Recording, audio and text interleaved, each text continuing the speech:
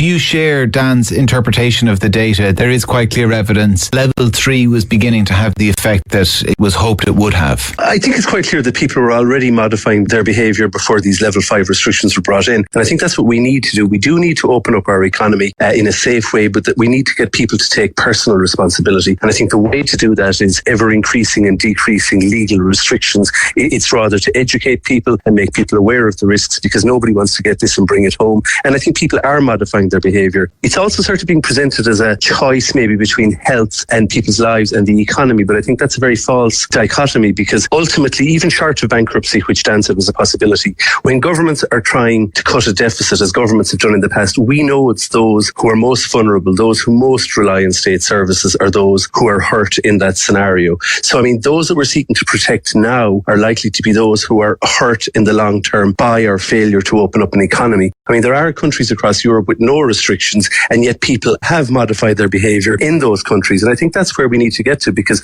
there isn't going to be some sort of magic bullet. Even if there is a vaccine which is developed, it's not, everybody's not going to be vaccinated overnight. Very far from it. It's not going to disappear overnight. And we are going to have to learn to live alongside this. That's not what we're doing at the moment. That's what the government proposed, but not what we're doing. And all of the questions that were asked when level 5 was first proposed by NPHET, which the government said NPHET had failed to answer, like, well, what is the long-term plan? What is the end game? What do we do afterwards? None of them have yet been answered. Yeah, is it good enough that we're halfway through this current lockdown and there's still absolute confusion about what happens next? Well, of course it's not good enough. It demonstrates a lack of a plan, a lack of a coherent thinking about what is our long-term plan with this, because it's not going to disappear on the 1st of December. It's not going to disappear on New Year's Day, and it's almost certainly not going to disappear in the course of 2021. But our economy is rapidly disappearing, and in particular, counties that I represent, the central bank have made very clear that their counties along the western seaboard are disproportionately affected by this.